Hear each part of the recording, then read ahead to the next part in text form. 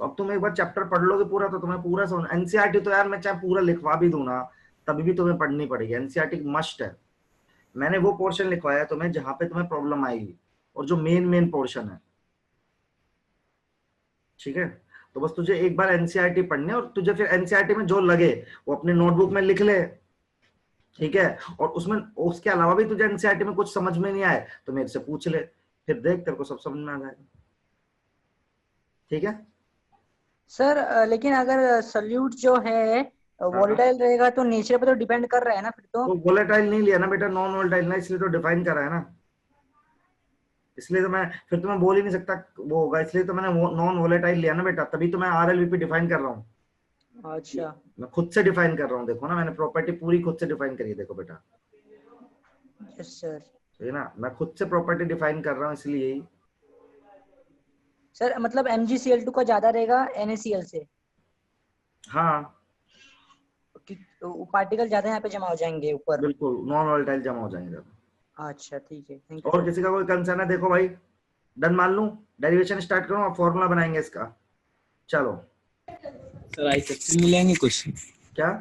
आई factor जो होता है। आई फैक्टर एक बार पढ़ा के फिर लूंगा एंड में सबका, सही है। अभी ले लूंगा आई फैक्टर भी बेटा। देखो सब लोग अब सुनो यार, पॉइंट क्या है, पॉइंट इज कि राउट्स लॉ लगा रहा हूं सिस्टम पे, ठीक है। तो राउट्स लॉ लगा रहा हूं सिस्टम पे जो मैंने पढ़ाया था। तो कल ही से कहा था आपको, पी टोटल बराबर क्या होगा, P naught A X A plus P naught B X B. अब देखो यहाँ पे मैं एक चीज लिख रहा हूं, ए मेरा सोल्यूट है, बी मेरा सॉल्वेंट है ना। तो मैंने ऐसे डिफाइन करा था क्या, या फिर से डिफाइन कर लो, क्या फर्क पड़ता है, ए सोल्यूट है बी सॉल्वेंट है, वैसे फर्क नहीं पड़ता है, कुछ भी किसी को मान लो। तो मैं एक चीज लिख रहा हूं, इससे सब सहमत होंगे, पी नोट है जीरो आएगा, बोलो हाँ या ना। पी नोट है जीरो आएगा, बोलो भाई। क्यों? क्योंकि मेरा सोल्यूट नॉन वोलेटाइल है। इसमें सबको कोई दिक्कत नहीं, इसमें सबको दिक्कत नहीं। चलो ऐसी बात है तो आई कैन राइट क्या, तो पी एस मतलब क्या है मेरा, देखो पी एस मैंने, अब देख लो मैंने पी एस क्या डिफाइन करा था यहाँ पे, पी एस मैंने सॉल्यूशन का, पी नोट मैंने सॉल्वेंट का। तो आई कैन राइट, देखो पी एस बराबर P note X of solvent, और I can also write X of solute plus X of solvent equals to 1। तो I can also write P S equals to P note X of solvent को लिख सकता हूँ मैं 1 minus X of solute, formula बना रहा हूं मैं उसका। तो देखो P S equals to P note minus P note X of solute, इसको इसको इधर फेंक, इसको इधर फेंक के इसको इधर फेंक दो। तो P note X of solute बराबर P note minus P S. Now I can write, ऐसे भी लिख सकता हूँ इसको, P note minus P S divide by P naught बराबर एक्स ऑफ सॉल्यूट। तो देखो ये आर एल वी पी आ गया, आर एल वी पी बराबर एक्स ऑफ सॉल्यूट। तो अभी मैं थ्योरेटिकली प्रूव कर दिया कि आर एल वी पी किस पे डिपेंड कर रहा है, mole fraction of solute. Mole fraction of solute कब बढ़ेगा या घटेगा, बताओ, जब number of particle of solute बढ़ेंगे या घटेंगे। तो मैंने देखो थ्योरेटिकली प्रूव कर दिया कि आर एल वी पी एक कोलिगेटिव प्रॉपर्टी है, मतलब न्यूमेरिकली। तो डेरिवेशन देख लो, बहुत आसान है, आपको भी समझ में आ जाएगा, लिख के देख लो। और आरएलवीपी का फॉर्मूला भी बना लिया अपन ने, P P note minus P H जो है पी नोट बराबर एक्स ऑफ सॉल्यूट। तो एक्स ऑफ सॉल्यूट पे डिपेंड कर रहा है, और एक्स ऑफ सॉल्यूट किस पे डिपेंड करता है, number of particles of solute पे। तो आई कैन से कि आरएलवीपी किस पे डिपेंड करेगा, number of particle of solute, hence it is a colligative property. देखिए सब लोग,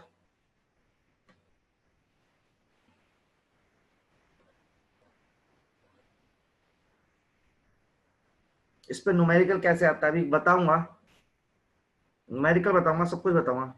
हाँ एनसीईआरटी जैसा ही आता है, करा रहा हूँ न्यूमेरिकल, अभी मैं करा रहा हूँ न्यूमेरिकल भी करा रहा हूँ, टेंशन मत लो। ऐसे छोड़ नहीं रहा, इसके बाद मैं न्यूमेरिकल कराऊंगा इसका।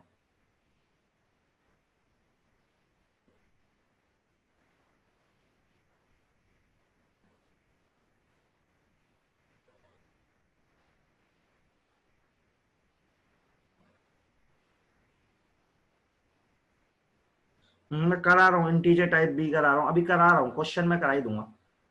एक बार आप इतना लिख लो, सबका डन हो गया। अब इसमें और मुझे डेरिवेशन करना है बहुत सारा।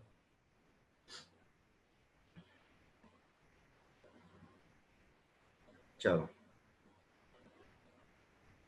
तो देखो ये जो फॉर्मूला है इसको और थोड़ा सा मॉडिफाई करता है। तो this is P note minus, यार मैं नोट और ये ऊपर नीचे लिखता रहता हूँ, एक ही बात है, ठीक है, मैं ऊपर नीचे लिखता रहता। पी नोट माइनस ऊपर नीचे चलेगा, एक ही बात है। एक्स ऑफ सोल्यूट को मैं डिफाइन कर रहा हूं,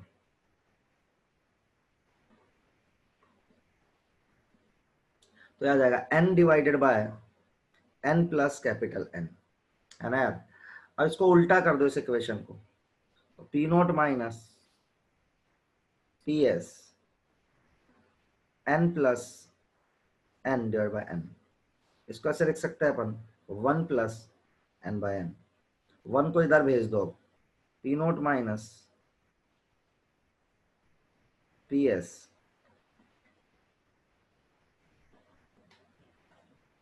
तो यह आ जाएगा अपने पास P naught divided by P note minus P S minus 1 बराबर n बाय n। इसको एलसीएम लोगे तो क्या आएगा, P note minus P naught plus P S divided by P note minus P S which equals to n by n। इसको आप देखो, P इससे कट गया, अपने पास क्या आ जाएगा, P S divided by P note minus P S n by n। इसको उल्टा कर दो फिर से, P note minus P S divided by P S n by, अब देखो n को, n क्या है, मोल्स ऑफ सोल्यूट। n क्या है अपने पास बेटा,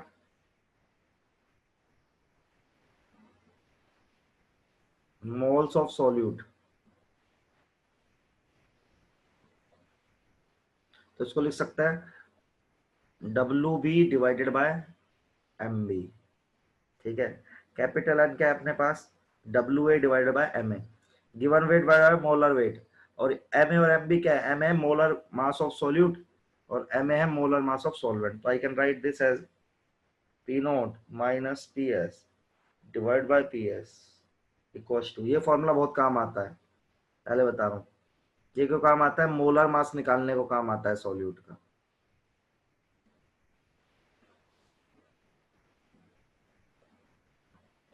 देखिए सब लोग यहां से स्टार्ट करो, समझो, देखो सब लोग डेरिवेशन करके देखो सब, जहां ना बन जाए पूछो।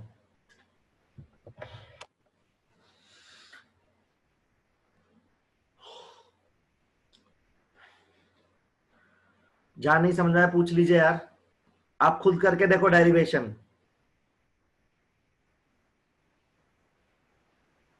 कोई नोटेशन समझ में नहीं आ रहा तो पूछ लो, कोई नोटेशन समझ में नहीं आ रहा है तो आप पूछ सकते हो मुझसे, जहां भी आपको प्रॉब्लम है, कोई नोटेशन क्लियर नहीं हो रहा है, और ये फॉर्मूला बहुत जरूरी है।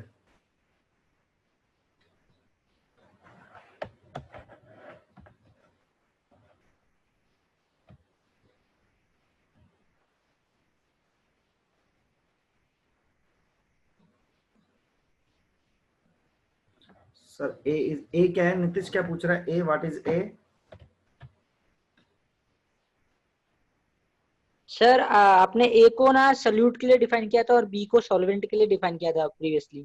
तो अभी मैंने उल्टा किया है क्या, हाँ। अच्छा अच्छा, कोई नहीं यार, अब तो मैंने यहाँ पे लिख दिया ना पर साफ साफ, हाँ चलेगा, ए बी से फर्क नहीं पड़ रहा, समझ जाना। हाँ सर समझ, आपने पूछा इसलिए मैं बोला। हाँ हाँ, अच्छा अच्छा। हाँ यार लक्ष्य, तुम एकदम ऑफ ट्रैक क्वेश्चन कैसे पूछते रहते हो लेक्चर से। हाँ बेटा, अल्फा एच से ही देखते हैं यार।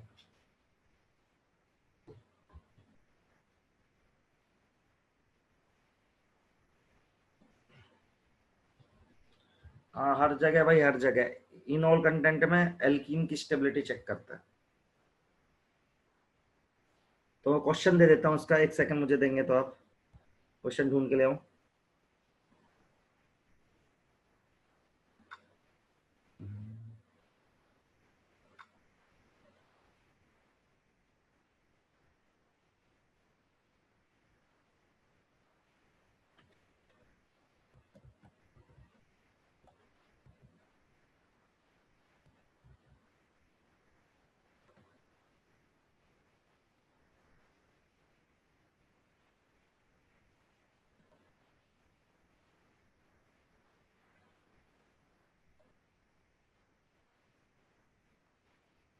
दिखेगा क्या क्वेश्चन? क्वेश्चन दिख रहा है क्या यार? क्वेश्चन दिख रहा है आप लोग को?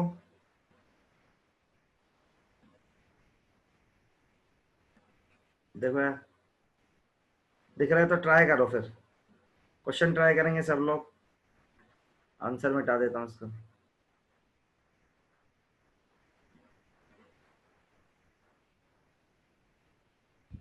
चलो करके बताओ सब लोग।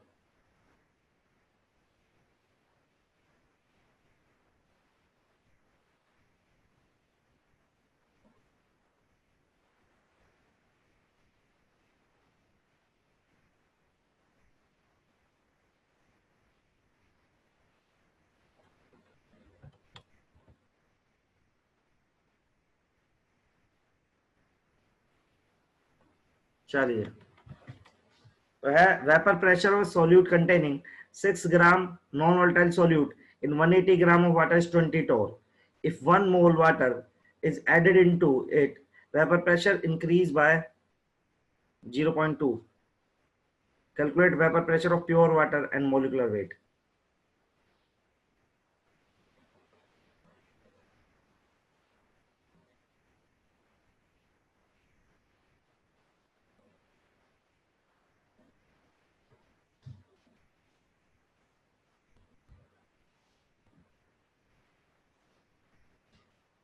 फॉर्मूले लगाने बस।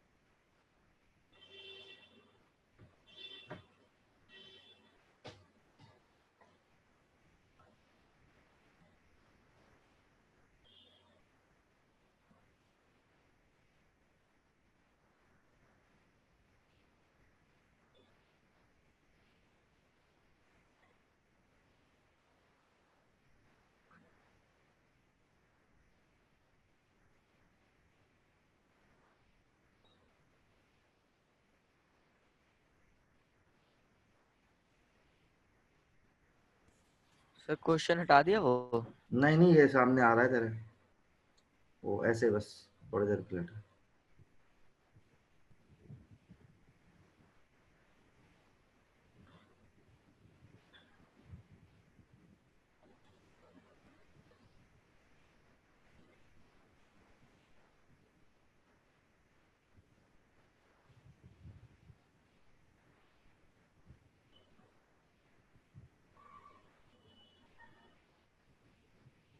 करो बेटा, आंसर करो सब लोग।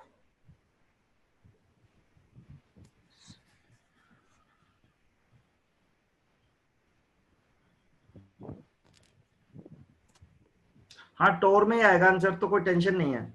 देखो मैं भी कर रहा हूँ धीरे धीरे, आप भी करो, मैं भी कर लेता हूँ।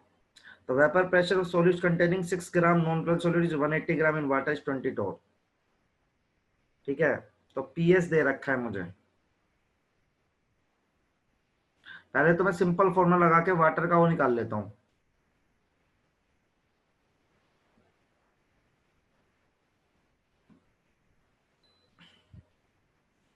ठीक है, तो 6 ग्राम नॉन पोलर सॉल्यूट 180 ग्राम।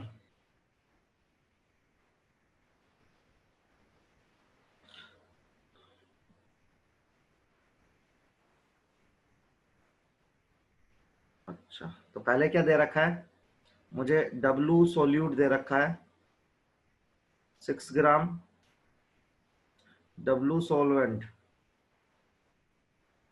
दे रखा है 180 ग्राम, PS दे रखा है मुझे 20 टोर, है ना। अब इतना दे रखा है, फिर बोला कि 1 मोल पानी ऐड कर दिया मैंने, ठीक है।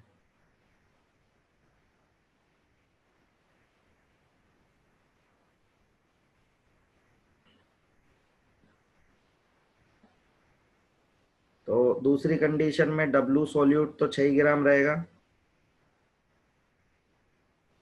और W सॉल्वेंट कितना हो जाएगा 18, और जोड़ दो इसमें 198 ग्राम हो जाएगा। अब यहां से एक इक्वेशन बना लो आप, तो टफ दे दिया मैंने पहला ही सवाल, और ठीक है आप तो रिपीटर्स हो। तो PS,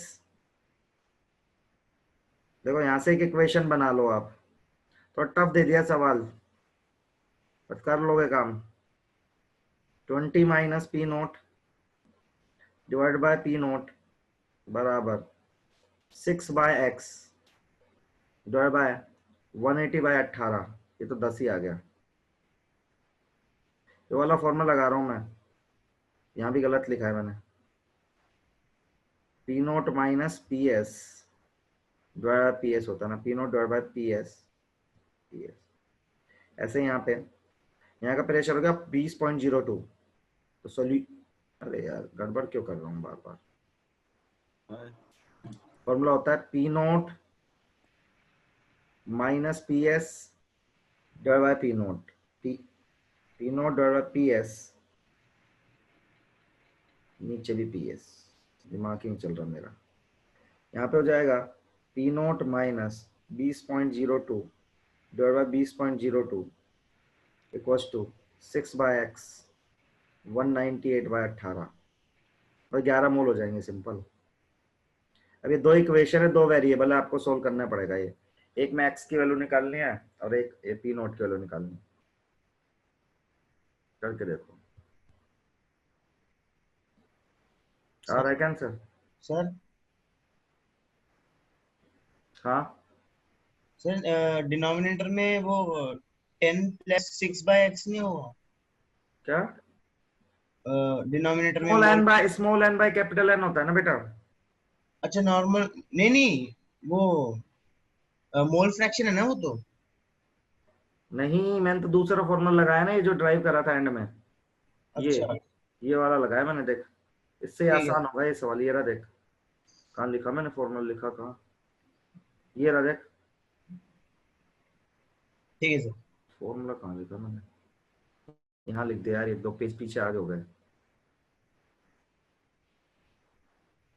करता हूँ ठीक, इसको उठा के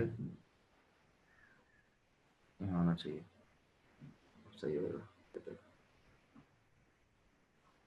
ये वाला फॉर्मूला लगाया ना मैंने, देखो सब लोग, मैंने सॉल्यूशन भी लिखा है, करके देखो।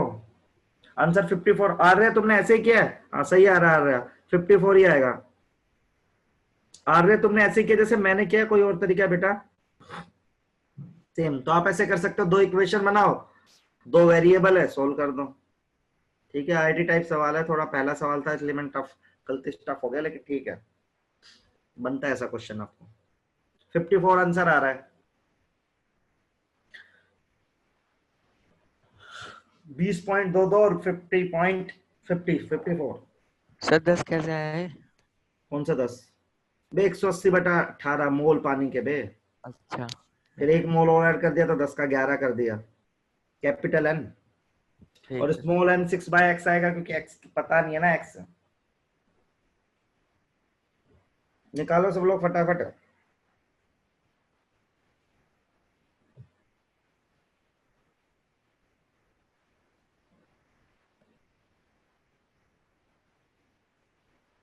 आ गया सबका आंसर,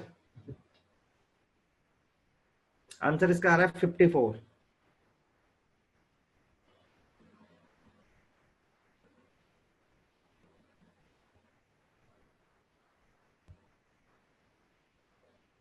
चलो एक क्वेश्चन और कर लो, फिर प्रैक्टिस हो जाएगी। ये और क्वेश्चन कर लो, इसका भी आंसर मिटा देता हूँ।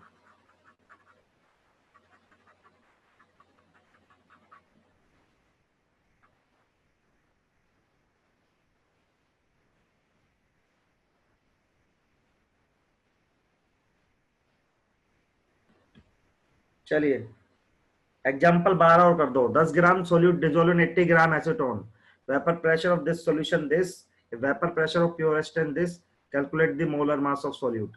ऐसे सवाल आते हैं मेंस में एग्जैक्टली।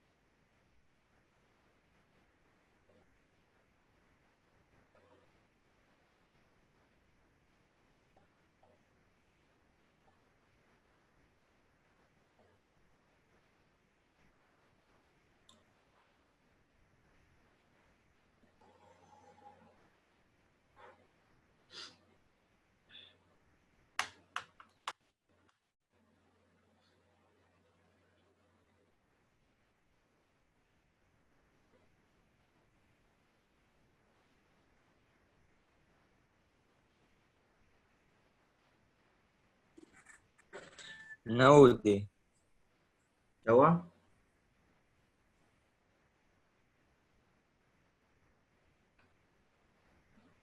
क्या हो गया एकदम से?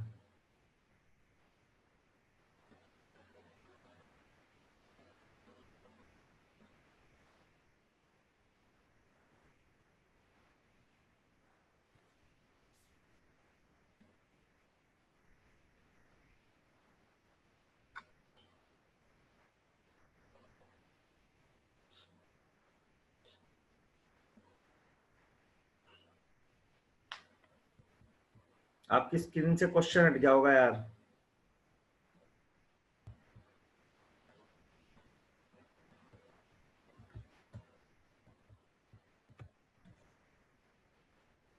मैं 1 मिनट में क्वेश्चन वापस लगा रहा हूँ।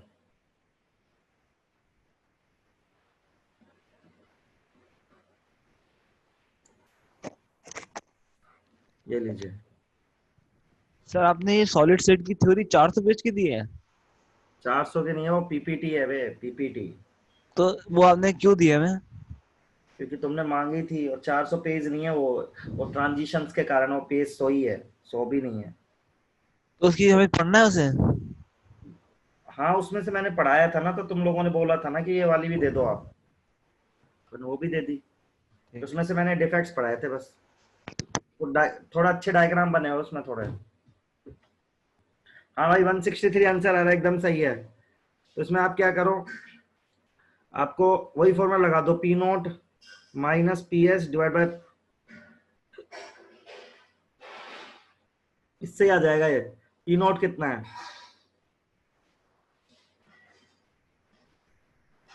271 divide by 271 equals to 10 by X 80 by, acetone का मास कितना होगा?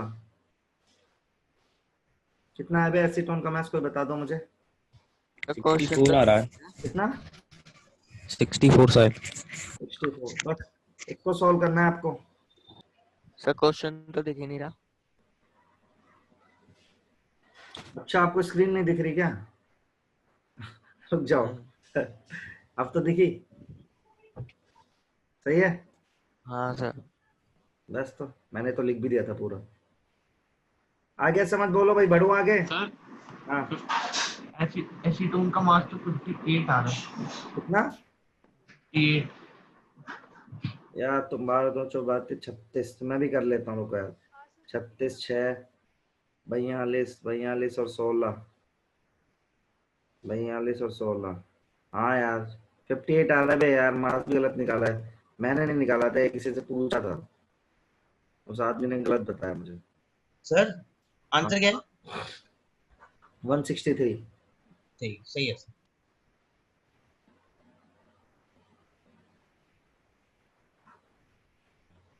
बताओ भाई, किसको भी पूछना है? देखिए भाई, आगे बढ़ सकते हैं। एक और क्वेश्चन। नीचे पीओ नहीं होता खुशी, वो दूसरा फॉर्मूला है। एक फॉर्मूला है P note minus P S divided bye PO. मेरी बात सुन लो आप लोग, आप हो रहे कंफ्यूज। भाई एक आर एल वीपी होता है, एक होता है P note minus P S divided by P nought, that is equal to X of solute.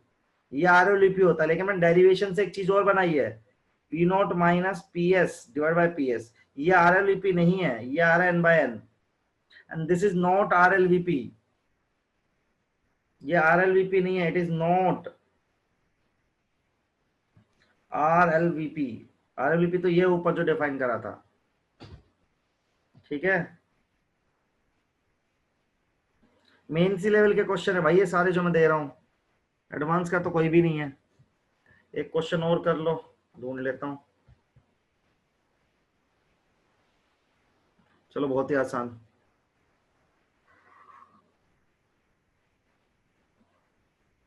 ये लीजिए सर, दिख जाएगा क्या? तो बहुत छोटे छोटे टेक्स्ट हो रखा है इनका, पता नहीं कैसे। ये लो, calculate weight of urea which must be dissolved in 400 gram of water, so final solution has vapor pressure 2% less than vapor pressure of pure water। बताओ भाई।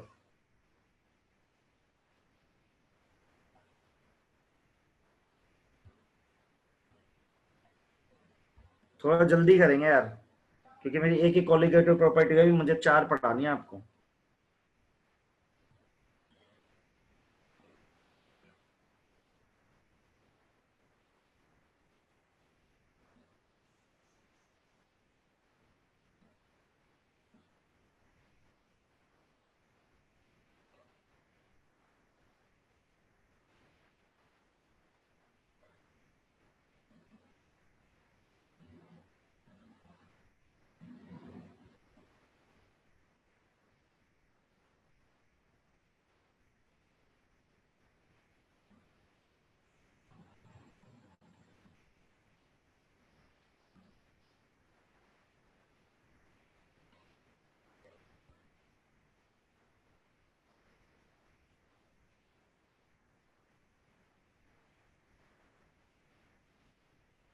हर्षित कितना रहा तेरा?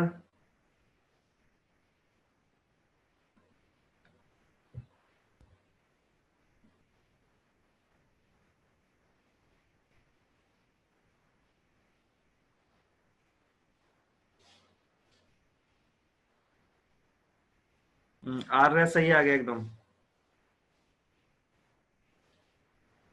ये आंसर आ रहा है 27.2।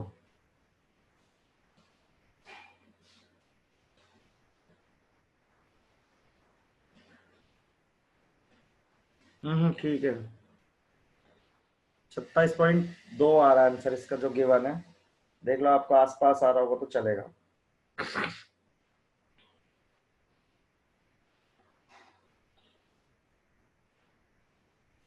28 तो नहीं बोलेंगे हर्षित, 27.2 आ रहा है।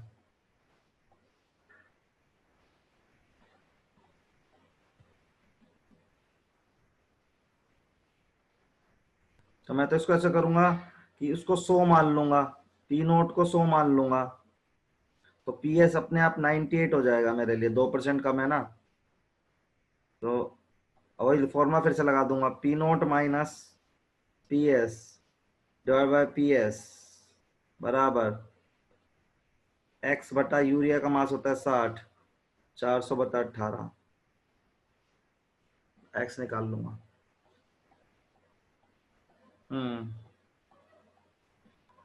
ठीक है हर्षित। सर यूरिया का मात्रा 60 होता है? 60 होता है, NH2CO NH2, गलत 120 तो नहीं होता, 60 ही अच्छा, होता है, 60 ही होता है ना। 62 नहीं होता? देख 14 साथ ही होता है 28 सर। 28 दो 30 30 30 दो 32 32 12, सही तो है। 60 ही होता है सर, 60 ही होता है।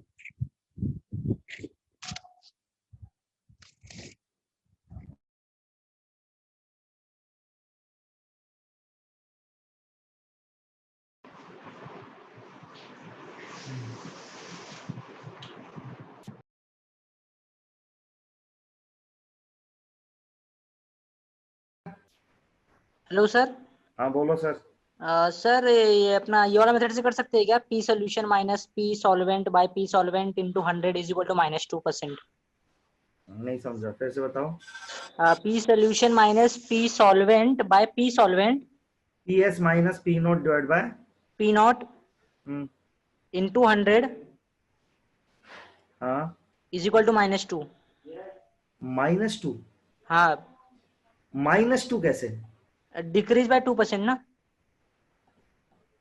अरे नहीं नहीं, क्या क्या कर रहे हो बे? नहीं, फिर से निकालोगे क्या? सर इसमें खाली एक ही कांस्टेंट है, मास यूरिया का। ये और ये इसमें मास ही नहीं है ना बेटा। सर इसको हम लोग मोल फ्रैक्शन ऑफ सॉल्यूट लिख सकते हैं ना, इसको, ये पूरे टर्म को। हाँ लिख सकते हैं, फिर उसमें तेरे को अप्रोक्सीमेशन लेना पड़ेगा ऐसे करके। हाँ तो कर सकता है, लेकिन फिर इसमें वही तो मैंने किया है। 100 माना, इसको 100, इसको 98, तो सोल्व करेगा इसके बराबर आएगा। ऐसे भी कर ले, कोई दिक्कत नहीं है, ये इससे जल्दी हो जाएगा यार, फंसेगा बहुत ज्यादा। इस किससे जल्दी हो जाएगा? जो मैंने किया है। आपने क्या किया है? मैंने तो किया है P नॉट माइनस PS हाँ वो, बाय PS, हाँ n बाय n। हाँ उसको 100 मान लिया क्योंकि परसेंटेज है ना। हाँ PS 98 हो जाएगा, 2% कम हुआ है ना। हाँ। 100 minus 98 divided by 98 equals to n by n। तो n क्या है मेरा? x divided by 60 yes. And 1400 divided by वही 18। Okay sir. ये वाला फॉर्मूला ज्यादा लगता है यार, बताऊं तो मैं आपको। हाँ यस सर। सर चलो हाँ बताओ सर। सर 62 होता है सर। हटे यार, नहीं होता, पागल 60 होता है यार, 60 होता है। 60 होता है सर। अरे सर देख लो सर, 17 बन रहे हैं NH2 हर्षित तो बोल रहा है ना, हर्षित बोल रहा है क्या? हाँ सर। देखो अब अपना सर है ना, कंप्यूटर में मारना जोर से। देखो मैं कभी 14 प्लस मारूंगा 14, सर, अगर गलत होगा सच में मारूंगा सर, आवाज आएगी। ठीक है 14 प्लस 14 28, और यहाँ पे 4, इसका उसका 12, उसका 16। अब बता, जोड़ते हैं। अरे हाँ ठीक है ठीक है ठीक है ठीक है ठीक है, अभी आएगी सर। भाई आवाज आ गई भाई, तुम तो सही में मार दिया। आई ना भाई। आ गई भाई। ठीक है, अब आगे बढ़ जाऊं। वे आगे पढ़ते हैं फटाफट। नेक्स्ट है एलिवेशन इन बॉइलिंग पॉइंट। चल क्या रहा है, कहाँ पेज ऐड हो जा रहा है? अरे यार एक सेकंड रुको यार, ना पेज पता ही नहीं मेरे कहाँ ऐड हो जाते हैं। चलो सीक्वेंस आपका खराब नहीं होना चाहिए ना, तो आपको समझ नहीं आएगा जब आप पढ़ोगे इसमें से। ये सही आ रहा है, ये सही आ रहा है, ये सही आ रहा है। क्वेश्चन आ गया, कोई बात नहीं, क्वेश्चन आ गया। ठीक है चलो आगे बढ़ जाए आप। चलो अब क्या है, अपन को पढ़ना है एलिवेशन इन बॉइलिंग पॉइंट। तो इसकी थ्योरी मैं यहाँ पे डाल दी है, समझा मैं दूंगा आपको खुद से अभी। ठीक है, मैं खुद समझाता हूँ इसको आपको। तो देखो नेक्स्ट प्रॉपर्टी है, बॉइलिंग पॉइंट की डेफिनेशन समझनी पड़ेगी यार सबसे पहले आपको। ठीक है, मैंने वो थ्योरी डाल भी दी है, तो आपके पास नोट्स मिलेंगे तो आपको सफिशिएंट चीजें मिल जाएंगी। तो बॉइलिंग पॉइंट मैं समझा देता हूँ। बॉइलिंग पॉइंट क्या है बेटा? एक ऐसा टेम्परेचर होता है। देखो दो चीजें हैं। बॉइलिंग पॉइंट क्या है? टेम्परेचर है पहली बात तो। कौन सा टेम्परेचर है? ठीक है, the temperature at which external pressure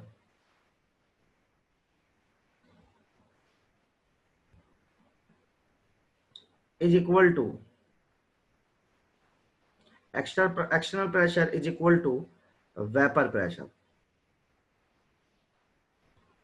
देखो मैं बताता हूं क्या है सिस्टम। देखो मान लो जैसे आपके पास ना एक लिक्विड है,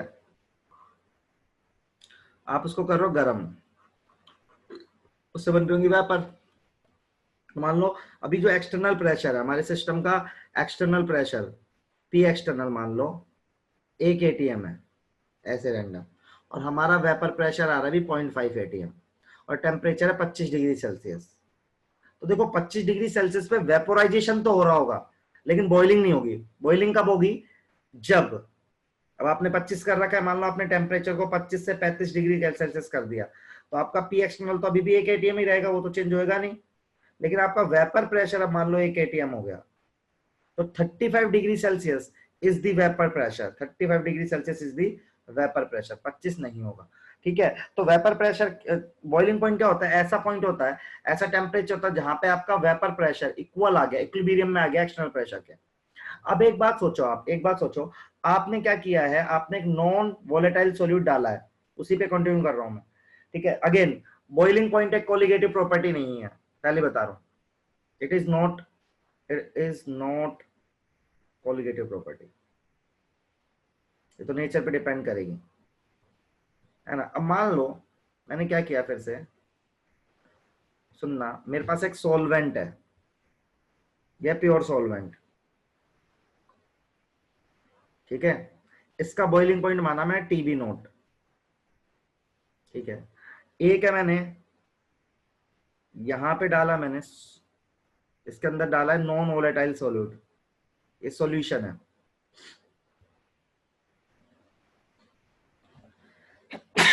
तो एक सॉल्यूशन है, इसका है TB, हमें देखना है कौन ज्यादा होगा कौन कम। एक बात बताओ,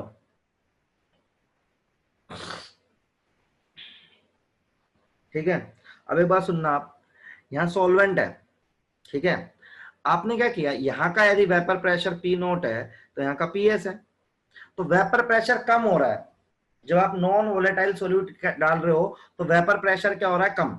जैसे मान लो एक सिचुएशन लेते हैं, मान लो इस केस में ये सॉल्वेंट था, तो हमारा 1 atm आ रहा था, 1 atm के बराबर, मतलब वेपर प्रेशर आ रहा था मान लो 25 डिग्री सेल्सियस पर। सब लोग ध्यान से सुनना, कितने पर आ रहा था, 25 डिग्री सेल्सियस पर। तो हमने कहा बढ़िया है, अपनी बॉइलिंग स्टार्ट हो गई, बॉइलिंग पॉइंट है 25 डिग्री सेल्सियस, लेकिन जैसे ही आपने नॉन वोलेटाइल सॉल्यूट डाला तो ये 1 atm की जगह तो क्या बच जाएगा, 0.5 ही हो जाएगा। अब सॉल्यूशन की बात कर रहा हूं, जैसे ही डाला आपने, तो अब 25 डिग्री आपका बॉइलिंग पॉइंट नहीं आएगा, अब आपको टेम्परेचर रेज करना पड़ेगा टू रीच दी 1 atm। मेरी बात समझे क्या आप, मेरी बात समझे क्या?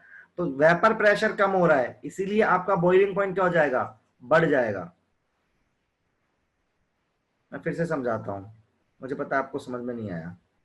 देखो, मान लो कि एक सॉल्वेंट रखा हुआ है पानी, और एक सिचुएशन है एट 25 डिग्री सेल्सियस, सब लोग ध्यान से, रफ कर रहा हूं यहाँ पे। तो हम मान रहे हैं कि वेपर प्रेशर जो हमारा सॉल्वेंट का है वो 1 atm है, और एक्सटर्नल प्रेशर भी कितना है, 1 atm।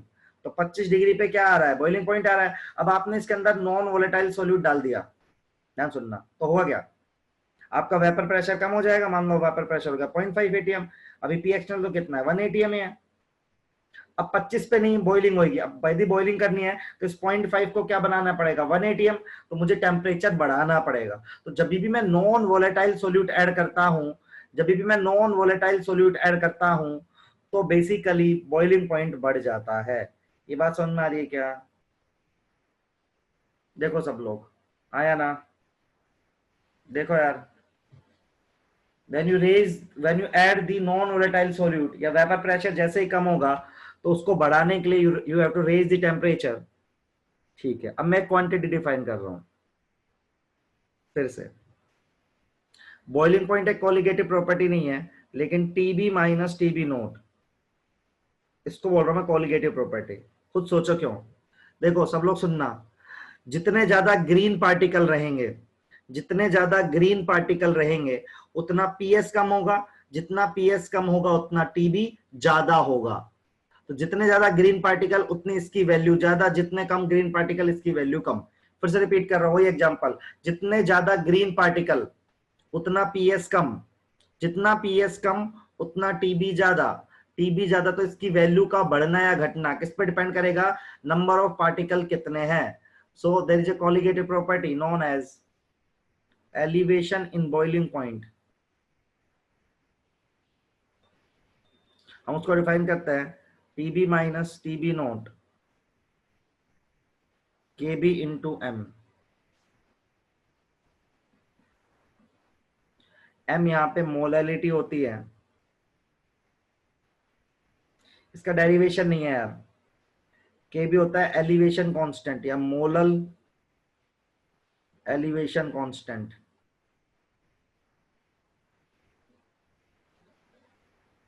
आपको इसके लिए KB की वैल्यू याद रखनी पड़ेगी, 0.52 kg मोल इनवर्स इसकी यूनिट होती है। देखिए सब लोग, अरे डेल्टा टीवी है ना? हाँ इसको I can write also write, इसको I can also write delta TB बराबर के बी इंटू एम, जो आपने पढ़ा होगा। देख लीजिए सब लोग, यहाँ से पढ़ाया है। यहाँ पे देखो ये पढ़ लो आप, ये लिखा भी हुआ है, या फिर आप सबसे पहले मेरा वाला ही पढ़ो। देखो ये जहाँ समझ में आया पूछ लो यार। हाँ केबी की वैल्यू जो 0.52 होती है वो वाटर के लिए होती है, बिल्कुल सही बात है। 0.52 होती है पानी के लिए होती है वो, ठीक है।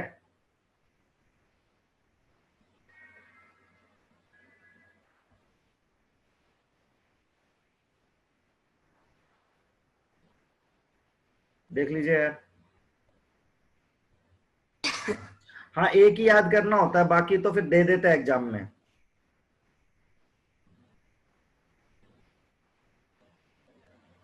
अब देखो यार ये ग्राफ भी समझना है आपको एक छोटा सा।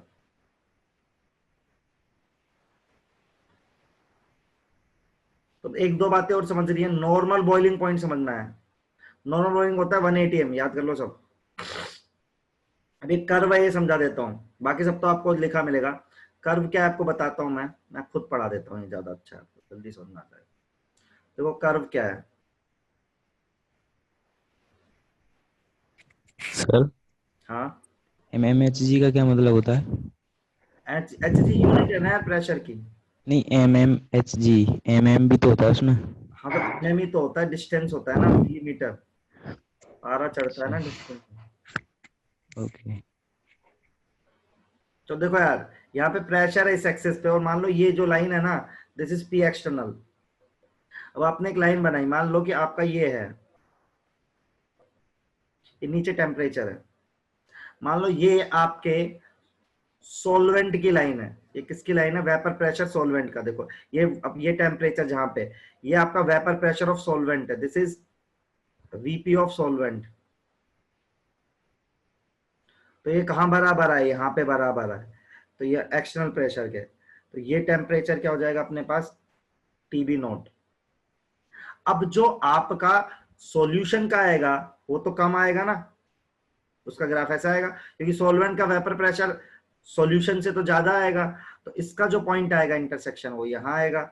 इससे जो मिलेगा आपको क्या मिलेगा? टीबी मिलेगा। That quantity is known as delta TB. देखो ये ग्राफ सिंपल है यार। ये सॉल्यूशन का वेपर प्रेशर है, तो सॉल्यूशन का कम आ रहा है ना सॉल्वेंट से। सॉल्यूशन का कम क्यों आ रहा है? क्योंकि आपने नॉन वोलेटाइल सॉल्यूट ऐड कर दिया। तो किसी भी पॉइंट ऑफ टाइम पे सॉल्वेंट का वेपर प्रेशर कम आएगा। देखो आप इस पे लोगे तो इसका, जैसे आपने ये पॉइंट ले लिया, तो इस पे मेरा सॉल्यूशन का कितना आ रहा है? इतना।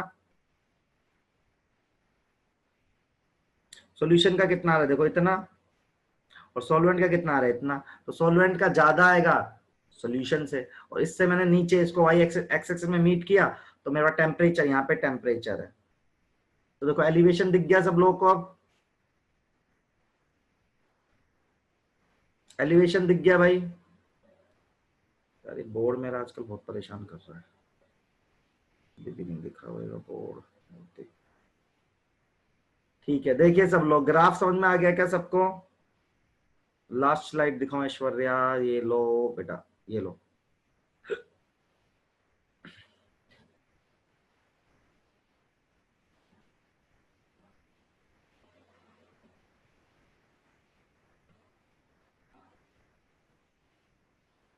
लीनियर नहीं होता यार ये ग्राफ, कर्व होता है यार। लीनियर कहाँ हो गया? सर एनसीईआरटी में भी कुछ हद तक लीनियर दिया हुआ है, बिल्कुल लास्ट में आके एंड में जाके थोड़ा सा कर्व हो रहा है। हाँ बहुत, मतलब ऐसा ही होता है हल्का सा, मतलब मैंने ज्यादा बना दिया है। ठीक है, ठीक है, लगभग लीनियर से होता है, लीनियर से थोड़ा सा, पर एग्जैक्टली लीनियर बोल नहीं सकते। Okay sir. ठीक है, ग्राफ क्लियर है क्या सबको? सर आपने ये दो प्रेशर पे दो अलग अलग टेम्परेचर दिखाया, तो क्या बताने की कोशिश की आपने? भाई ये बताने की कोशिश करिए कि ये वाली जो लाइन है पहली, ये सॉल्वेंट की लाइन है।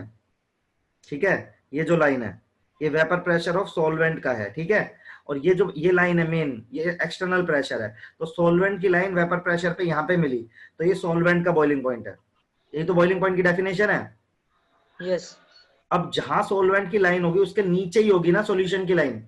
यस क्यों? क्योंकि नॉन वोलेटाइल सॉल्यूट ऐड करते हैं तो बेसिकली डिक्रीज हो जाता है वेपर प्रेशर। सही है, तो ये मेरी सॉल्यूशन की लाइन है ना, यस और ये यहां मिली, तो इसके रेस्पेक्ट में ये टेम्परेचर आया। तो इससे मैंने दिखाया कि TB is greater than TB naught graph से, कि एलिवेशन हो जाएगा बॉइलिंग पॉइंट में when you add a non volatile solute. Sir मैं ग्रीन लाइन की बात कर रहा हूँ, ग्रीन ग्रीन 2 ग्रीन लाइन है ना। ये तो एक्स और वाई एक्सेस है यार, एक्स पे पी एक्सटर्नल है, टेम्परेचर है। नहीं सर, ये बीच में आपने जो ब्लू लाइन के ये ऊपर। बताने की कोशिश करिए कि यार यदि मैं इस पॉइंट टाइम पे यदि मेरा सॉल्यूशन का प्रेशर ये आ रहा है तो मेरा सॉल्वेंट का इससे ज्यादा आ रहा है, इधर प्रेशर चल रहा है ना, और टेम्परेचर भी कम है। टेम्परेचर भी कम है, बिल्कुल अच्छा ऐसे मिला के देख ले, सही जा रहा है एकदम। Yes sir, thank you. और किसी का कुछ बोलना है भाई, आगे बढ़े, बोलो जल्दी जल्दी बताओ यार, जितना टाइम नहीं है। चलो क्वेश्चन करवा दूं, क्वेश्चन कहाँ मिलेगा इसका, रुको एक सेकंड, क्वेश्चन पकड़ के ला दो।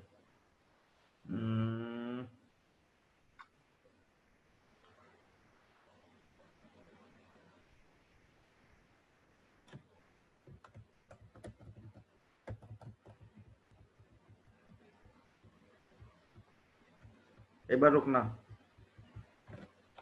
क्वेश्चन में ढूंढ रहा हूँ।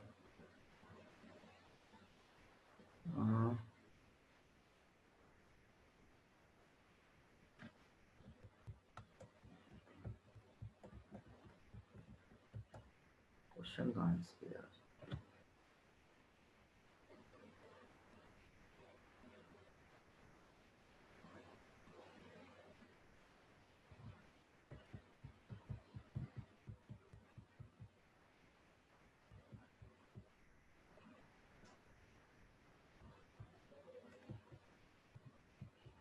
अच्छा लिखा वैसे है, ये रहा क्वेश्चन, इसको मैं खुद से लिख लूंगा। ठीक है, तो एक क्वेश्चन है इस पे, आप क्वेश्चन करके देख लो, आप कुछ बोल रहे हो क्या? चलो तो मैं लिख देता हूँ ये question. 200 gram solute is dissolved in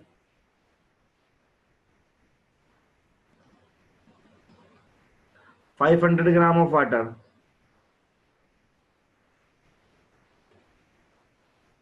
ठीक है, the boiling point of solution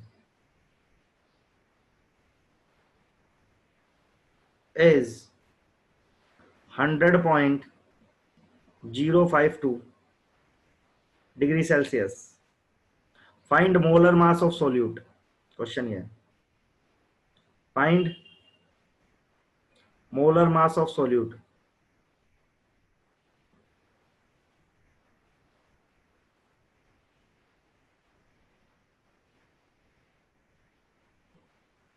So 200 gram solute to dissolve in 500 gram of water. The boiling point of solution is 100.052 degree Celsius. यहाँ पे डिग्री सेल्सियस में भी आप काम कर सकते हो क्योंकि डिफरेंस है ना, तो केल्विन में कन्वर्ट करने की जरूरत नहीं है, आप डिग्री सेल्सियस में भी कर सकते हो, क्योंकि चाहे आप डिफरेंस केल्विन वाले स्केल में लो चाहे डिग्री सेल्सियस में लो, सेम ही आता है। हाँ, वाटर का 0.52 होता है, बिल्कुल बेटा, करो फटाफट। एक आंसर आ रहा है, नहीं यार एक नहीं आएगा, एक आ रहा है क्या?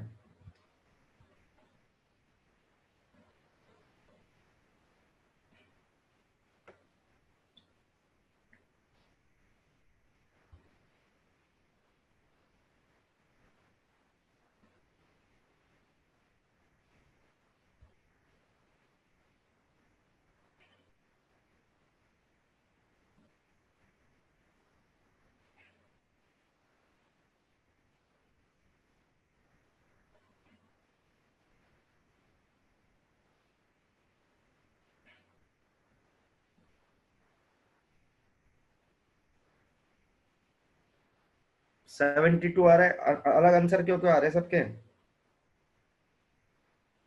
पहले इस बार सर आप पहले आंसर बताओ सर, क्या उसका बताएंगे हम आंसर अपना क्या है। आंसर बताऊं? ठीक है भाई, आंसर बता देता है। आंसर इसका जो करा है 4000, आपका तो आसपास भी नहीं आ रहा। आ गया सर। हाँ, इस रिया क्या है, रिया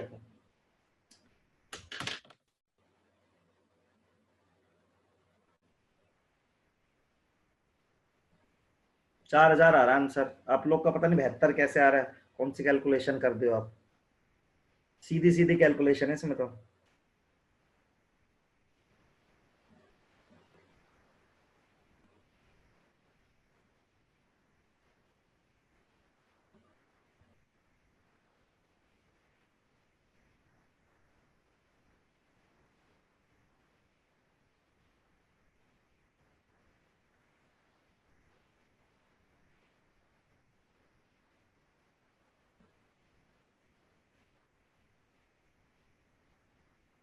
आगे क्या सबका, देखो यहाँ पे पानी का बॉइलिंग पॉइंट नॉर्मल कितना होता है, 100 डिग्री सेल्सियस होता है, सबने पढ़ा है।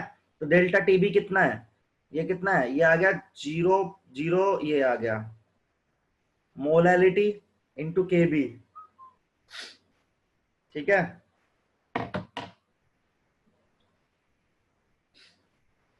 तो आप कर लो, एम कितना आ जाएगा अपने पास, 0.1 आ जाएगा एम। मोलैलिटी कितनी होती है, 200 डिवाइड बाय एक्स, और ये आएगा 1/2, 500, तो 2 इधर आ जाएगा। साफ साफ तो आ रहा है यार। आगे देखो x बराबर 4000, देखो भाई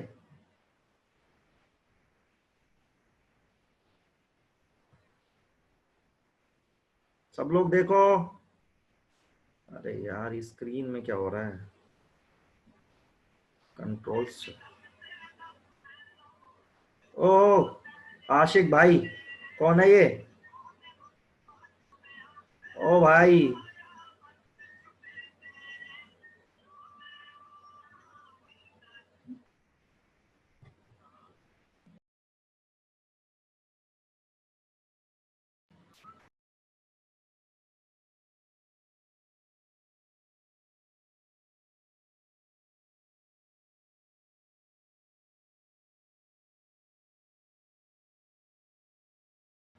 गाना किसको उसमें बज रहा था ये, 4000 आ गया।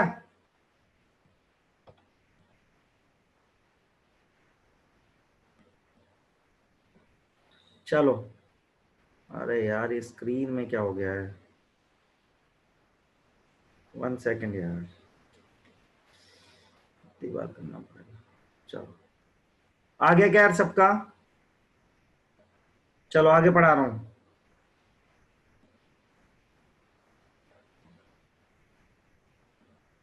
किसको डाउट हो तो पूछ लो यार, नहीं तो next colligative property, depression in freezing point.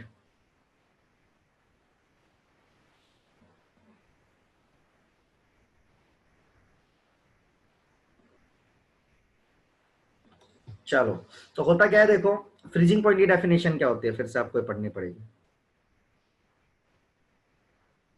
देखो फ्रीजिंग पॉइंट क्या होता है बेटा, फ्रीजिंग पॉइंट होता है सिंपली इट इज टेम्परेचर, ठीक है, eight which Vp of solid state is equals to Vp of liquid state। देखो आप इसको ना सीधा ही अंदाजा लगा सकते हो। देखो यहाँ पे वेपर प्रेशर कम हो रहा है, यहाँ पे आप अब देखो आपको क्या है, सॉलिड का और वेपर प्रेशर इक्वल आना चाहिए। सॉलिड का वेपर प्रेशर किसके इक्वल चाहिए, लिक्विड के। अब आपने नॉन वोलेटाइल सॉल्यूट डाला बेटा, तो वेपर प्रेशर क्या हो गया, डिक्रीज हुआ। खुद सोचो, वेपर प्रेशर क्या हुआ, डिक्रीज, तो टेम्परेचर भी क्या होगा, डिक्रीज। जैसे मैं बताता हूँ, मेरी एग्जांपल सुनना आप, मेरा एग्जांपल सुनना आप, ठीक है। पॉइंट इज कि मान लो कि आपका ना 0.5 atm है सॉलिड स्टेट का वेपर प्रेशर, तो आपका लिक्विड का भी 0.5 atm आ रखा है, मान लो 0 डिग्री सेल्सियस पर आ रखा है, ठीक है। अब आपने क्या किया, जैसे ही नॉन वोलेटाइल सॉल्यूट डाला, तो ये जो आपका लिक्विड वाला है ये तो 0.3 हो जाएगा, कम हो गया। तो अपने सॉलिड का भी कितना हो जाएगा, 0.3। अब टेम्परेचर क्या होगा, 0 से कम होगा ना, -3 डिग्री सेल्सियस, तो फ्रीजिंग पॉइंट डिक्रीज होगा। ये बात समझ में आ रही है क्या। देखो दो चीजें इक्वल है, अब एक चीज घट गई तो दूसरी चीज भी घटेगी, तो घट क्या रही है, प्रेशर के टर्म में घट रही है। तो प्रेशर को घटाने के लिए you need to decrease the temperature, है कि नहीं है, बताओ भाई, समझ में आया क्या। जैसे इसका बहुत अच्छा एग्जांपल दूंगा आपको, जब वो होता है ना, देखो जैसे सड़क वर्कों पे बर्फ जम जाती है ना, आपने सुना होगा, जैसे सड़क होती है उसमें बर्फ जम गई व्हाइट कलर से, नमक क्या हुआ? डाल देते हैं। क्या? हाँ तो नमक नमक डाल देते हैं। हाँ तो देखो बर्फ जम जाती है। बर्फ क्यों जम जाती है? मान लो अभी का टेम्परेचर जो आपका पूरा सराउंडिंग है उसका टेम्परेचर मान लो 0 डिग्री सेल्सियस हो गया और पानी था तो पानी बर्फ में कन्वर्ट हो गया, क्योंकि पानी का फ्रीजिंग पॉइंट कितना है बेटा? 0 डिग्री सेल्सियस। अब आपने नमक डाल दिया, जैसे ही आपने नमक डाला ना तो पानी का फ्रीजिंग पॉइंट घट गया। लेट अस सपोज पानी का फ्रीजिंग हो गया -3 डिग्री सेल्सियस और अब सराउंडिंग का टेम्परेचर कितना है? 0 डिग्री सेल्सियस। तो बर्फ क्या होने लगेगी? पिघलने लगेगी। नहीं समझे आप भाई? जैसे भाई नॉर्मल पानी था तो बर्फ, आपने नॉर्मल पानी मतलब कुछ भी नहीं डाला उसके अंदर, तो उसका फ्रीजिंग पॉइंट कितना था? 0 डिग्री सेल्सियस। तो जैसे ही आपके सराउंडिंग का टेम्परेचर 0 डिग्री सेल्सियस हुआ, उस पानी की बर्फ जम गई। लेकिन जैसे आपने नमक डाला तो आपका फ्रीजिंग पॉइंट डिक्रीज हो गया, तो वो 0 से -5 डिग्री सेल्सियस हो गया। और मान लो बाहर का टेम्परेचर अभी भी 0 डिग्री सेल्सियस है। अब आपका जो सोल्यूशन है नमक डालने पर, उसका फ्रीजिंग पॉइंट कितना है? -5 डिग्री सेल्सियस, और बाहर का टेम्परेचर कितना है? 0 डिग्री सेल्सियस। तो बर्फ नहीं जम सकती। ठीक है, तो सिंपली आपको देखना पड़ेगा by adding NVS, non volatile solute, है ना, by adding non volatile solute freezing point decreases. तो यहां पर डिफाइन करते हैं TF और TF नोट। TF होता है फ्रीजिंग पॉइंट ऑफ सॉल्यूशन और ये होता है फ्रीजिंग पॉइंट ऑफ, ये सॉल्यूशन था ना तो TF नोट करना पड़ेगा सॉल्वेंट। तो यहां पर जो मैं कोलिगेटिव प्रॉपर्टी डिफाइन करूंगा वो करूंगा TF nought minus TF, that is known as depression in freezing point.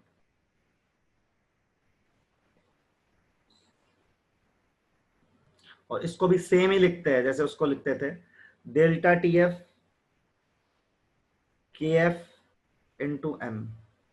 M क्या है? Again molality. KF को बोलते हैं अपन मोलर डिप्रेशन कांस्टेंट।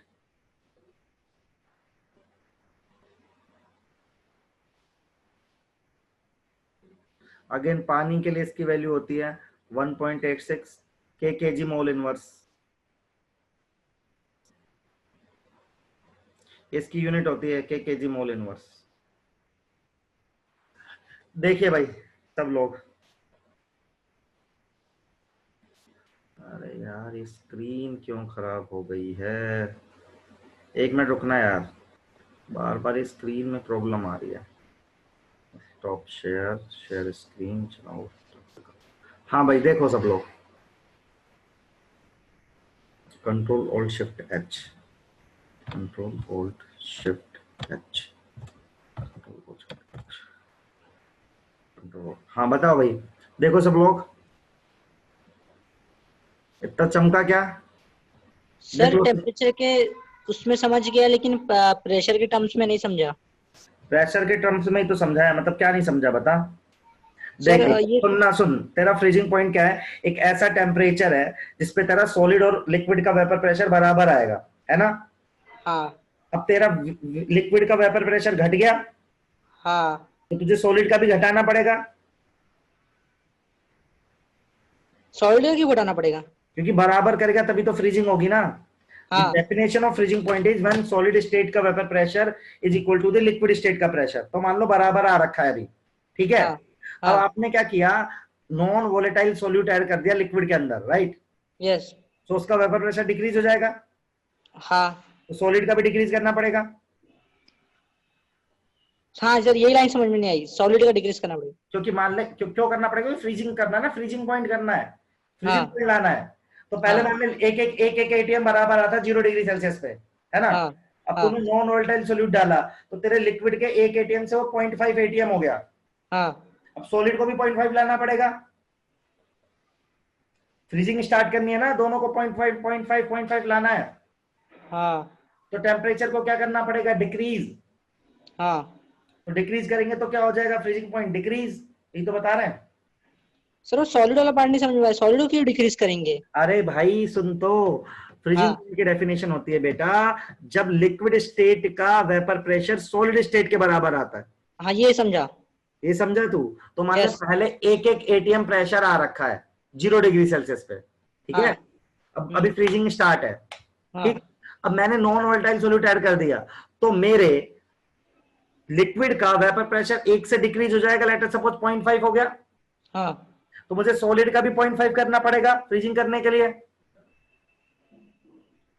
लेकिन बराबर। सॉलिड में तो अपन कुछ डालते ही नहीं है ना। हाँ तो यही तो बोल रहा हूं, नहीं डालते तभी तो टेम्परेचर डिक्रीज करेंगे ना बेटा। अब मुझे फ्रीजिंग स्टार्ट करनी है, अभी सॉलिड का 1 है, लिक्विड का 0.5 है, अब मुझे फ्रीजिंग स्टार्ट करनी है, बता क्या करूं? इस 1 को 0.5 बनाना पड़ेगा। हाँ 1 को 0.5 कैसे बनाएंगे? टेम्परेचर डिक्रीज करेंगे। टेम्परेचर डिक्रीज करेंगे, वेपर प्रेशर डिक्रीज करेगा। हाँ तभी तो बोल रहा हूँ, तो टेम्परेचर डिक्रीज का मतलब फ्रीजिंग पॉइंट में डिप्रेशन आ गया। हाँ तो बस वही तो बताया, नहीं समझा? नहीं सर। अरे लड़की सुन। हाँ एक बताओ, बाकी लोग को सुनना है क्या ये? बाकी लोग को भी नहीं आया फिर। अरे कोई ऐसा जो जो समझ में आया सबको? क्यों हो रहा है? हर्षित समझ में आया तेरे को? लग नहीं रहा मुझे किसी को समझ में आया। आ गया सर, ऐसे डाउट क्यों कर रहे हो? मैं डाउट क्या कर रहा हूँ यार। चलो यार देखो, सर मैं पढ़ के देखता हूँ, पूछ नहीं समझ आया तो आपको मैं पूछता समझा हूँ। के छोड़ूंगा ना, रुकना यार, मेरे पास बहुत तरीके है। रुक तो 2 मिनट रुक। सुन बेटा, अभी अब ध्यान से, जिसको नहीं समझ आया सब ध्यान से हाँ बोलते जाओ, अपना माइक ऑन कर लो, बोलते जाओ जिनको भी नहीं समझ में आया, ठीक है? तो देखो हम क्या कह रहे हैं, मान लो 0 डिग्री सेल्सियस है अभी, ठीक है? तो अभी इसका 1 एटीएम प्रेशर है, इसका भी 1 एटीएम प्रेशर है, मस्त फ्रीजिंग आ रही है, बर्फ जम रही है, इतना सबको जमता है नितेश, है ना? अब देखो, अब हम क्या कर रहे हैं, हमने इसमें नॉन वोलेटाइल सॉल्यूट ऐड कर दिया, तो आपके दिमाग क्या बोलेगा कि सर ये अभी 1 एटीएम नहीं रहेगा, ये तो 0.5 एटीएम हो जाएगा, ऐसे ही रैंडम हो जाएगा कि नहीं हो जाएगा? अब मुझे फ्रीजिंग करनी है फ्रीजिंग, हाँ तो मुझे इस 1 एटीएम को भी कितना बनाना पड़ेगा? 0.5। हाँ अभी तो फ्रीजिंग स्टार्ट होगी। हाँ तो यदि मुझे इस 1 एटीएम को बनाना है तो I have to decrease this temperature like -2 degree Celsius. Yes. तो जो पहले फ्रीजिंग पॉइंट 0 डिग्री सेल्सियस आ रहा था इस लिक्विड का, अब वो कितना आएगा? -2। समझे? तो फ्रीजिंग पॉइंट हो गया डिक्रीज। तो सोलवेंट का फ्रीजिंग पॉइंट ज्यादा होता है, सॉल्यूशन का कम होता है, इसलिए डिप्रेशन आ गया फ्रीजिंग पॉइंट में। सही है सर लेकिन लिक्विड का 1 एटीएम आपने ऐसे ले लिया ना, मतलब एग्जांपल के लिए। रैंडम, दिस इज रैंडम, तो बिल्कुल रैंडम है ये। मैंने तो ऐसे ही मान लिया कि 1 एटीएम था, 1 से 0.5 हो गया, मैंने तो बिल्कुल रैंडम करा है समझने के लिए बस। अच्छा So my whole point is, if you add non-volatile solute in the liquid, its vapor pressure decreases. That's why freezing point also decreases. ये 1 एटीएम को भी तो मुझे 0.5 करना पड़ेगा ना बेटा। Yes sir, yes sir. Temperature तो डिक्रीज करके ही कर सकता हूँ, टेम्परेचर बढ़ाऊंगा तो और बढ़ने लगेगा, 1 से 2 जाने लगेगा। यस सर समझ मुझे रहे यदि हैं। बर्फ जमानी है तो I have to decrease temperature.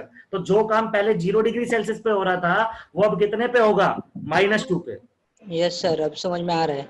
अभी समझ में आया? अब देखो, अब जो मैंने लिखा है उसको देखो, ये तो बहुत वीक सा एग्जांपल है ना, मैंने लिखा अच्छे से यहाँ पे है, ये देखो, by adding non volatile FP decreases. तो टीएफ माना freezing point of solution, TF not माना फ्रीजिंग पॉइंट ऑफ सॉल्वेंट। तो ये मैंने कोलिगेटिव प्रॉपर्टी डिफाइन करी फिर, और ये डिफाइन कर। अभी ठीक है भाई? यस सर ठीक है, एकदम मस्त है एकदम। ठीक है चल। और कौन था? मानसी, तेरा कंफ्यूजन दूर हो गया बेटा? हाँ सर। ठीक है, तुमको वो सॉफ्टवेयर मिल गया? तुमने मांगा था ना कल बेटा, सॉफ्टवेयर मिल गया तेरे को, ये वाला जिसपे मैं पढ़ा रहा हूँ? सर मैंने नहीं मांगा था, महिमा ने मांगा था। अच्छा, ओह सॉरी, महिमा मिल गया तुम्हें सॉफ्टवेयर? हाँ सर। कल से तुम मेरी जगह तो नहीं पढ़ाने लगो कहीं, मेरा नुकसान कर दोगी नहीं सर।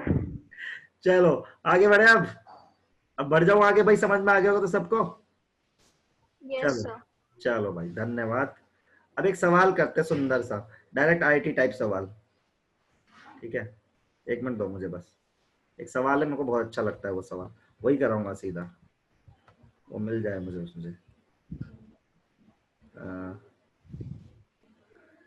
यस, एक अच्छा सवाल करा रहा हूं।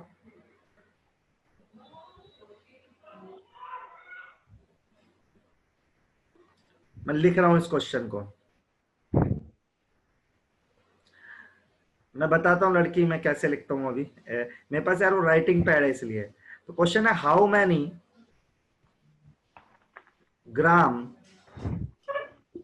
glucose is added in 100 gram water, बिल्कुल जेई में इनका सवाल है, 100 ग्राम वाटर सच डेट, तो सच डेट में क्या दे रखा है, ये दे रखा है कि बॉइलिंग पॉइंट जो सॉल्यूशन का है और फ्रीजिंग पॉइंट उसका डिफरेंस दे रखा है 102.38 डिग्री सेल्सियस। ठीक है भाई, तो देखो ये सीन है कि how many gram glucose is added to 100 gram water such that TB minus TF बराबर ये, मतलब उस सॉल्यूशन के बॉइलिंग पॉइंट और फ्रीजिंग पॉइंट का डिफरेंस 102.38 डिग्री सेल्सियस होगा। ट्राई कीजिए। लड़की पेन होता है मेरे पास भाई, मैं ऐसा वाला उस पर लिखता हूं मैं, नीचे सरफेस है तो डायरेक्ट स्क्रीन पर नहीं लिखते, इससे उससे नहीं करा जाएगा। चलो कर सोचो कैसे करोगे इस क्वेश्चन को, ये कर दिया तो मतलब आपने मचा दिया एकदम, जल्दी जल्दी करो। 10-17 हो गए, तीसरी कोलिगेटिव प्रॉपर्टी भी पढ़नी थी यार।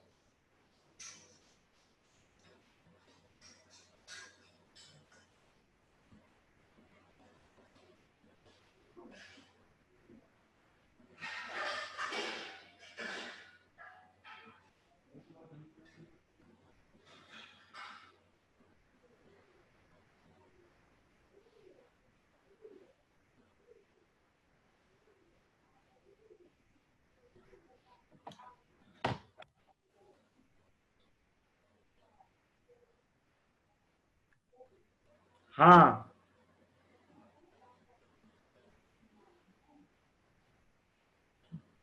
हाँ महिमा, लेकिन पेन चाहिए तुम्हें उसके लिए, मेरे से एंड में पूछ जाना तुम, ठीक है। चलो सबसे पहले अब ये क्वेश्चन करो सब लोग।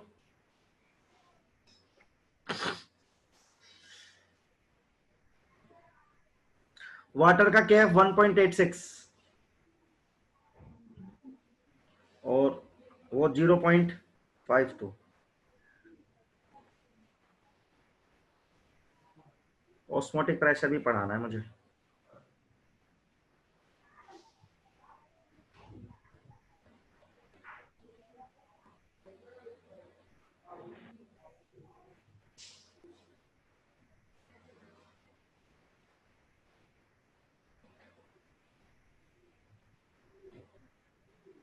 सर हाँ केएफ क्या है? 1.86।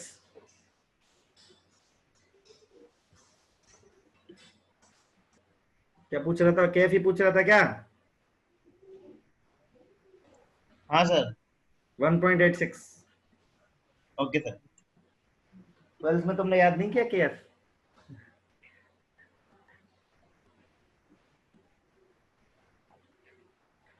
करो सब लोग फटाफट।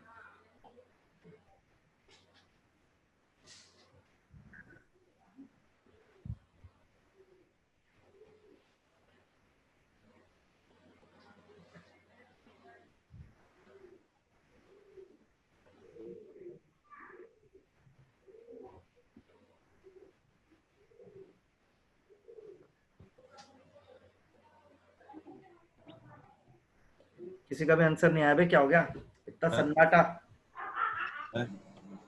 1.8 ग्राम है। नहीं, हाँ तो 18 ग्राम आता है शायद आंसर, 18 ऐसा मुझे याद आ रहा है, कंफर्म नहीं। हाँ सर, आ गया 18 ग्राम आ गया। पक्का ना कहीं से फर्जी बोल रहे हैं? पक्का आ गया सर। अरे सर वो ग्राम से उसमें कन्वर्ट नहीं करा था केजी में, 18 ग्राम आ गया। ठीक है, खुशी, सुप्रिया, रिया, रिया आंसर आया तेरा?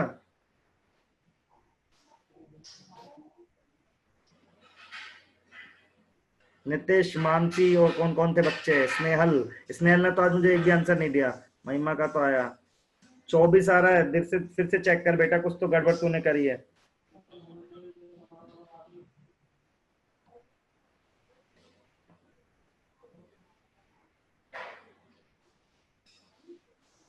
हाँ रुको मैं आराम से।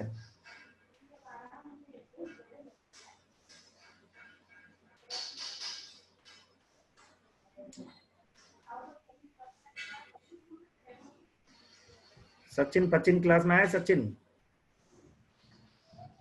सचिन एब्सेंट। कुछ लोग नए से लोग आ गए इस क्लास में काफी। अनुभव आंसर कर यार। ऐश्वर्या, अर्शिया भी नहीं है आजकल। तनवीर भी आंसर नहीं देता है, देती पता नहीं। चलो 23.5। आर्या का 18 आ गया, सही है। सिद्धांत का आ गया 18, मानसी का भी आ गया 18।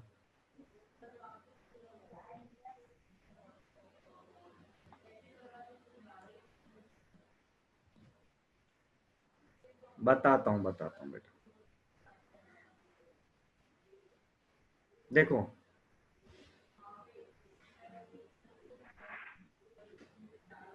तो देखो यार, इस क्वेश्चन में डरना नहीं। आप पहली इक्वेशन लिखो, ये वाली एलिवेशन इन बॉइलिंग पॉइंट वाली। एक इक्वेशन आपके पास ये है,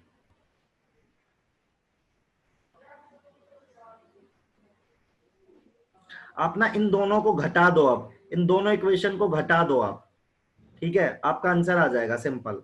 इन दोनों ये इक्वेशन को इसमें से घटा दो, तो TB minus TB note minus TF note, नहीं मुझे टीबी माइनस टीएफ चाहिए ना, ऐड कर दो, सॉरी घटाओ मत, ऐड कर दो।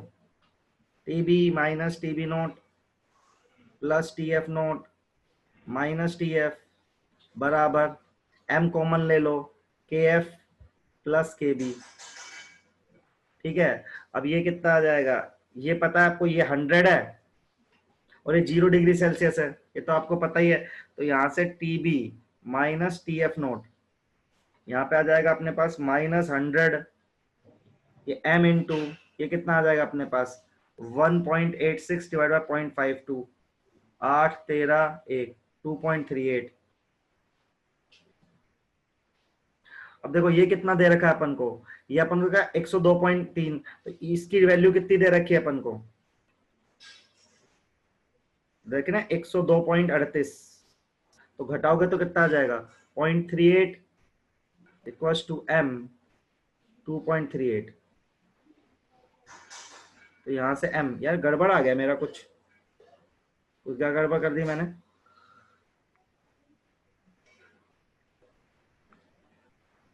मेरे में कुछ गड़बड़ आ रही है। अच्छा 2.38 आएगा, सॉरी यार, हाँ ये मैंने यहाँ पे ये आएगा ना, तो मोलैलिटी 1 आ गई ना मेरे पास। ठीक है, अब मोलैलिटी कैसे निकालेंगे, मोल 100, यार 180 आएगा आंसर, चेक करो कुछ गड़बड़ हो गई थी। तो मोल 10 आ रहे मेरे पास, मोल 10 आ रहे बेटा।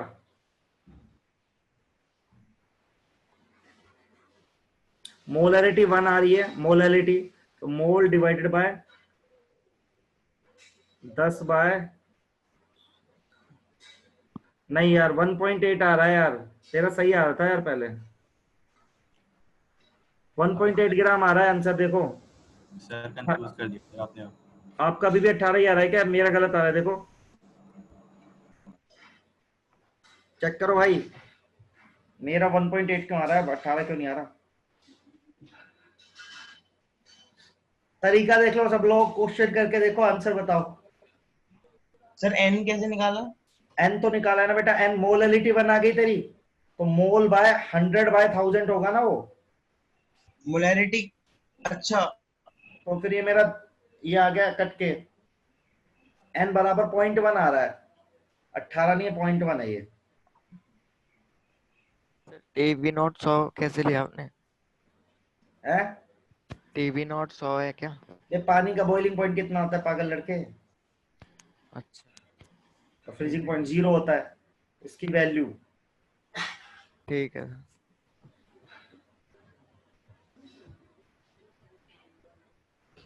आंसर क्या आ रहा है, वेरीफाई करो ना। सर 18 आ रहा है सर मेरा अभी भी। हैं Yes, मतलब 180 आ रहा है यार, हटो आ रहा है फिर से करता हूँ मैं घटिया हूँ फिर। तो मोलैलिटी 1 आ रही है ना तुम लोगों की भी, हाँ। तो मोल divided by W of solvent, W of solvent है बेटा मेरे पास 100 ग्राम, 100 ग्राम लिया ना तुमने, और यहाँ पे जाएगा 1000, ये कटा। हाँ यार सही है, मैं गलत हूँ, 18 ही आएगा ना, 180 होता है मोलर मास में, वो तो सही है यार, मास सही है। अरे 18 ग्राम आंसर, अरे मैं 18 मास ले रहा हूँ तब से यार। सर 5 मिनट के साथ स्टोइशियोमेट्री भूल गए थे सर हम सारे। ना ना सॉरी, 18 ही आ रहा है। अरे वो मास वो ले रहा हूँ यार 18, पता नहीं क्यों 18 ही आ रहा है, सही है। आ रहे तेरे 180 गलत आ रहा है, देख बेटा उसका 18 का चेंज करवा दिया मैंने। ठीक है सर आपने H2O समझ लिया ग्लूकोज को। हाँ, वो H2 मेरे दिमाग में आ रहा है, तो 18 ही में ले रहा हूँ, 1.8 ले रहा हूँ। ये देखो यार, तरीका सबको समझ में आ गया क्या, बताओ यार। सिद्धांत नाइस लिख रहा है।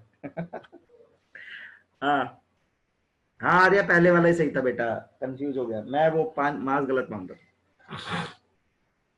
और किसी को डाउट हो तो पूछ ले इस क्वेश्चन में। नितेश आया आंसर बेटा?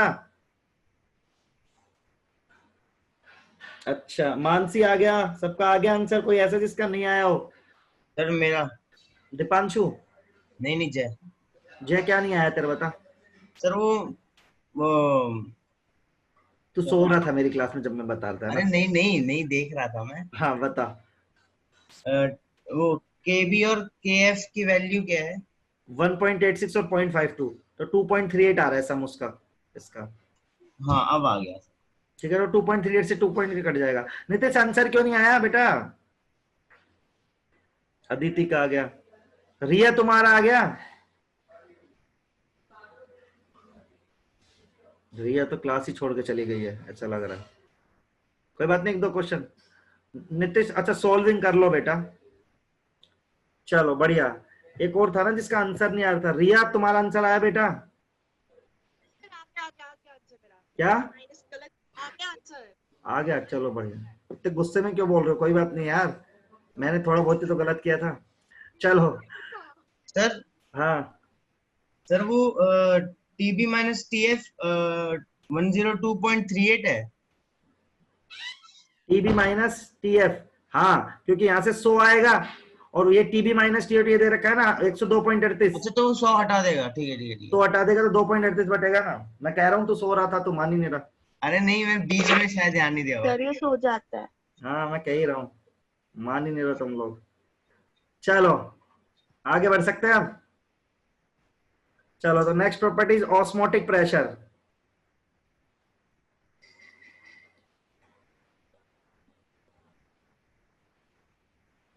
ऑस्मोटिक प्रेशर, तो डेफिनेशन तो बता ही देता हूं एटलीस्ट। लक्ष्य तुम क्लास छोड़ छोड़ के टाइम बताने आते हो, अभी तो नहीं थे तुम क्लास में। तो देखो बस एक हल्का सा बस डेफिनेशन बता देता हूं यार, सिंपल, तो 2 मिनट हो जाएंगे। तो देखो यार भाई लोग, तो होता है कि अपने पास ये अपने पास है ना ऐसा बॉक्स है, तो इधर ना एक सोलवेंट रखा हुआ है, इधर मान लो खाली है, और जो दीवार है ना, दिस दीवार is known as SPM, semi permeable membrane. Bio वालों को तो अच्छे से ही आता है, ठीक है। तो सेमी परमेबल मेम्ब्रेन का मतलब होता है ऐसे इसका पोर साइज फिक्स होता है, मतलब एक ही तरह के पार्टिकल्स को ये मूव कराने देता है। तो सोलवेंट का पार्टिकल ही मूव करता है खाली SPM के थ्रू। तो सोलवेंट के पार्टिकल का इधर से इधर जाना, समझ रहे हो आप, हाई कंसंट्रेशन से लो कंसंट्रेशन कहलाता है ऑस्मोसिस, ठीक है। और अब बस समझा रहा हूं, कल लिखवा दूंगा। मान लो इस ऑस्मोसिस को रोकना है मुझे, तो इस तरफ से मुझे प्रेशर लगाना पड़ेगा। मान लो पार्टिकल आ रहे हैं ना इस तरफ से, तो जो प्रेशर लगाना पड़ता है टू स्टॉप द ऑस्मोसिस,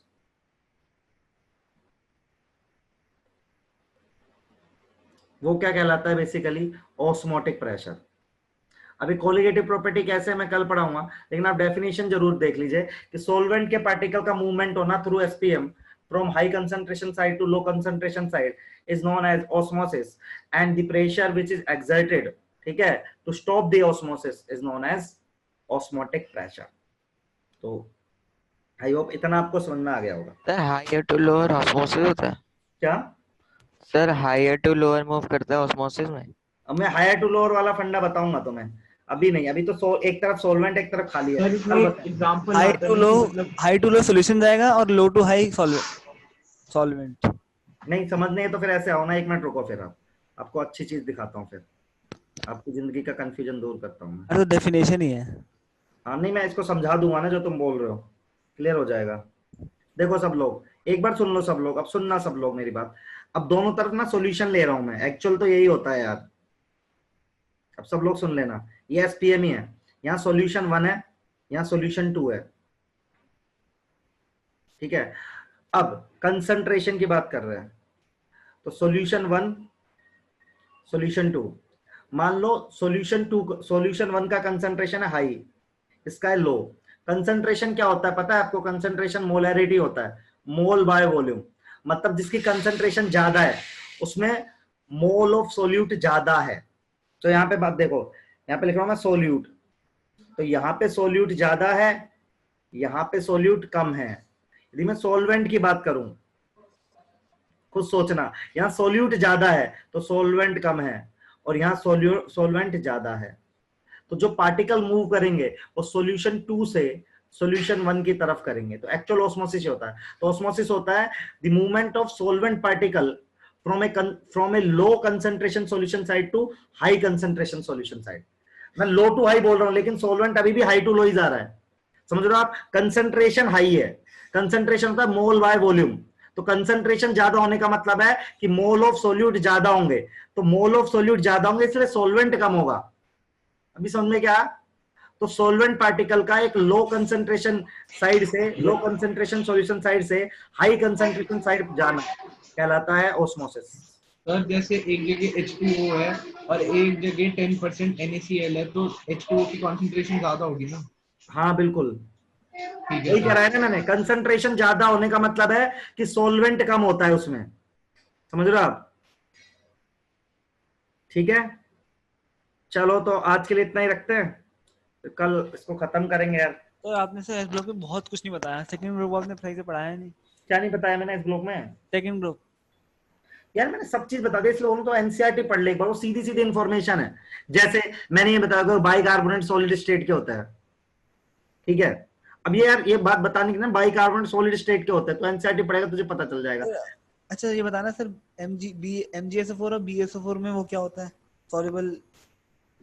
अभी बता रहा हूँ सोलिबिलिटी के लिए, मैंने उस लड़की ने भी पूछा था, मैंने कहा था सोलिबिलिटी याद करनी होती है विदाउट एनी फैक्टर, इसलिए मैंने लिखवाई भी नहीं उसमें इसमें बुक में लिखा है कि BSO4 and MgSO4 are soluble in water because greater hydration enthalpy of beryllium ions than Mg2+ ion overcomes latest enthalpy factors. तो ये तो मुझे उसने भी अभी कल परसों पूछा था, बेरिलियम 2+ है, Mg2+ है, किसका हाइड्रेशन ज्यादा होगा?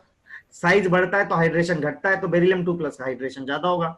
हाइड्रेशन जितना ज्यादा होता है उतना सोल्यूबल होता है। चार्ज सेम है तो साइज से देखते हैं, हाइड्रेशन देखते हैं चार्ज और साइज से, चार्ज ज्यादा हाइड्रेशन ज्यादा, साइज बड़ा हाइड्रेशन तो कम। बहुत बातें हैं इसमें छोटी छोटी। तो वो चीजें ना, वो पीरियोडिक टेबल की बात है, वही तो कह रहा हूँ, तो एक बार पढ़ेगा ना तो तेरे दिमाग में सेट हो जाएगा। ऐसा बता कोई कंसेप्ट जो तुझे समझ ना आ रहा हो, वो तो मैंने पी ब्लॉक में भी बोला है। तो इसमें ना हर कंपाउंड में थर्मली स्टेबल की बात कर रहे हैं। थर्मली स्टेबल तुझे याद करनी पड़ेगी, स्टेबिलिटी डाउन टू ग्रुप बढ़ती है घटती है। और क्या सर बोलते हैं कल फजांस रूल बता दोगे? फजान रूल? हाँ फजा मैक्सिमम जगह फजान रूल लग जाएगा इसमें। हाँ ऐसा एस ब्लॉक में, यार एस ब्लॉक में वो भी तो लगता है पोलराइजिंग पावर वाले कॉन्सेप्ट। हाँ फजान रूल ही तो है वो, लिथियम का पोलराइजिंग पावर। हाँ वो फजान रूल ही है। कल बता दोगे वो? हाँ बता देंगे सर। हाँ तो कल एक क्वेश्चन कर रहा था, उसमें सॉलिड स्टेट का क्वेश्चन था, और उसमें ऐसी चीज आई थी जो आपने कराई नहीं अभी। क्या? आयनिक रेडियस वगैरह का क्वेश्चन था कोई, मतलब अनायनिक रेडियस और दे रखा है, फिर उसमें से दूसरे एलिमेंट का आयनिक रेडियस निकालने का। अरे तो ये देखो ये पढ़ा है R+/, अच्छा मैं समझ गया, ये दे रखा होगा समथिंग। हाँ ऐसे ही कुछ था। ठीक है, कल मुझे याद दिला देना, एक टेबल दे दूंगा, उसमें हो जाएगा तेरा काम। ठीक है अब क्या चलेगा, सॉल्यूशन खत्म? कहाँ सॉल्यूशन, अभी तो बचा है यार। सॉल्यूशन में ऑस्मोटिक पूरा बचा है, वॉन्ट ऑफ फैक्टर बचा है अभी।